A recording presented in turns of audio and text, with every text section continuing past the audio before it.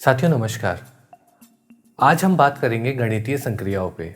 जी हाँ साथियों, आपने प्राथमिक गणित की कक्षा में देखा होगा कि बच्चे जोड़, बाकी, गुणा, भाग जैसी संक्रियाओं से परिचित होते हैं और उनका अभ्यास भी करते हैं। लेकिन संक्रियाओं को करते समय बच्चों को कई चुनौतियों का सामना करना पड़ता है। जैसे कि जब हासिल वाले सवाल आ जाते हैं जोड़ में, या फिर उधारी वाले जब सवाल आते हैं बाकी में, तो उनको काफ़ी मशक्क़त करनी पड़ती है। उदाहरण के तौर पे आपको स्क्रीन में दिख रहा है, जब बच्चे 28 जोड़ 17 का सवाल करते हैं तो कई बार गलती करते हैं कि 8 जोड़ 7 जब इकाइयों को जोड़ते हैं तो 15 नीचे ही लिख देते हैं। उनको दहाई की अवधारणा से परिचित नहीं हो पाते। दूसरा, जब 28 जोड़ 17 में ही वो हासिल देना भूल जाते हैं। आप स्क्रीन पे देख पा रहे होंगे। एक और चुनौती सामने आती है कि बच्चों के सामने जब इबारती सवाल आते हैं तो वो उसे अपने दैनिक जीवन से कनेक्ट नहीं कर पाते, और उन सवालों में वो ये ढूंढते हैं और आपसे पूछने आते होंगे कि सर इसमें क्या जोड़ का सवाल है या फिर बाकी करना है, क्या मुझे इसमें जोड़ करना है या घटाव करना है, आप बस ये बता दीजिए। उनको ये समझ नहीं आता कि इस सवाल में, दिए गए सवाल में कौन सी संक्रिया करनी है। इन सभी तरह की चुनौतियों का सामना बच्चों को अक्सर करना पड़ता है, और एज ए शिक्षक हमारी जिम्मेदारी होती है, एक सवाल आता है कि बच्चों के साथ कक्ष में किस तरीके से कार्य करें। हम सब ये जानते हैं कि गणित की जो प्रकृति होती है वो मूर्त से अमूर्त के रूप में चलती है, और चाहे वो गिनना हो, स्थानीय मान हो, चाहे फिर संक्रियाएं क्यों ना हो, वो मूर्त रूप से या फिर चित्रों के माध्यम से बच्चों को उसकी अवधारणा स्पष्ट होनी चाहिए। उदाहरण के तौर पे हम वापस लेते हैं कि 28 जोड़ 17 है, तो क्या इसे आसपास के माहौल से, आसपास के बच्चों के पास जो मूर्त चीज़ें हैं उससे क्या ये संक्रिया सिखाई जा सकती है? 28 जोड़ 17 यानी कि 28 तिलियां हैं और 17 तिलियां। जी हाँ, यहाँ पर हम तिलियों का उपयोग कर रहे हैं जो कि हमारे आसपास के वातावरण में आसानी से उपलब्ध हो जाती है। 28 तिलियों के बंडल में आप देखेंगे कि 2 बंडल 10-10 के हैं और 8 इकाइयां हैं यानी खुली तिलियां हैं, और 17 में एक 10 का बंडल है और 7 खुली तिलियां हैं।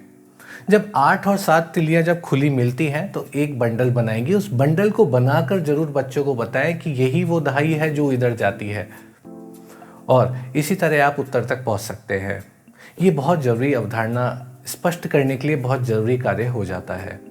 ऐसा ही कार्य हम घटाव के साथ या फिर अन्य किसी उपयोगी सामग्री के साथ कर सकते हैं जो कि हमारे आसपास हो। उदाहरण के तौर पे 20 घटाव 8, 20 घटाव 8 में आप जब गणित की डब्बे वाली कॉपी भी उपयोग में ला सकते हैं। जी हाँ, ये वही डब्बे वाली कॉपी है जो कि प्राथमिक कक्षाओं में हमारे बीच में चलती है। उसमें आप एक पट्टी पूरे 10 जिसमें खाने हो उसको आप दहाई बता सकते हैं, और उसके साथ आप ये संक्रिया कर सकते हैं। 20 यानी कि 2 दहाई आपने बता दी, और आप उसमें से 8 हटाएंगे या फिर 8 घटाएंगे। आप डब्बे वाली कॉपी में से 8 इकाइयां हटा सकते हैं उन्हें फाड़कर, और बच्चों को दिखा सकते हैं कि 20 में से 8 जाते हैं, तो आपने एक जो पट्टी है उसके 10 इकाइयों में बांटकर आपने 8 इकाइयां हटा दी। तो बच्चे आपको जवाब दे पाएंगे कि अब कितने बचे, तो जवाब आएगा 10 और 2 12। इन सभी तरीके से, और ये काफ़ी उपयोगी तरीके हैं जिनसे आप गणितीय संक्रियाओं, स्पेशली जोड़, बाकी और गुणा और भाग भी किया जा सकता है, उन पर आप कार्य कर पाए। एक चुनौती ये भी थी कि बच्चे दैनिक जीवन से इन गणितीय संक्रियाओं का कोई कनेक्ट नहीं कर पाते। इसका हमने अभी जिक्र किया था।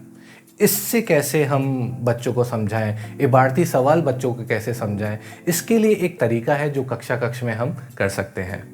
जो भी गणितीय संक्रियाएं हैं, चाहे वो वापस 28 जोड़ 17 हो, क्या आप इसको एक रियल टाइम केस या फिर बच्चों के ही जीवन से इसे जोड़ दें।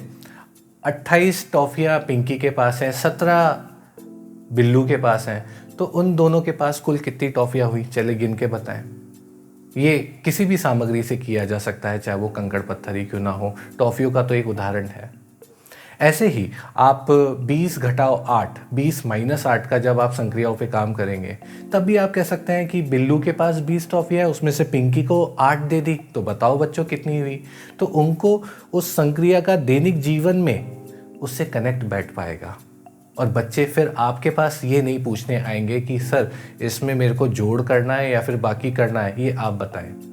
तो आज हमने ये समझने की कोशिश की कि बच्चे जब गणितीय संक्रियाओं पर कार्य करते हैं या फिर एज ए शिक्षक हम उनके साथ कार्य करते हैं तो किस तरह की चुनौतियाँ बच्चों के सामने आती हैं, और हमने उन तरीकों पे भी बात की और ये जानने की कोशिश की कि कैसे हम ठोस वस्तुओं और चित्रों से गणितीय अवधारणा या फिर गणितीय संक्रियाओं की अवधारणा पर हम कार्य कर सकते हैं। चाहे वो तिल्ली बंडल हो, कंकर पत्थर हो या फिर जो भी सामग्री हमारे आसपास हो, उन्हें गणितीय संक्रियाओं को समझाते हुए एज ए शिक्षक हम उनको उपयोग में ला सकते हैं। दूसरा, बच्चों को जब इबारती सवाल आते हैं तो उन्हें उनके दैनिक जीवन से उनको कैसे जोड़ा जाए, उसके तरीके अलग अलग हो सकते हैं। चाहे वो बिल्लू और पिंकी का उदाहरण हो या फिर कक्षा में रोल प्ले, कस्टमर या फिर दुकानदार का खेल आप करा सकते हैं, जिससे कि बच्चे गणितीय संक्रियाओं से डरेंगे नहीं और उनसे सहज हो पाएंगे। धन्यवाद।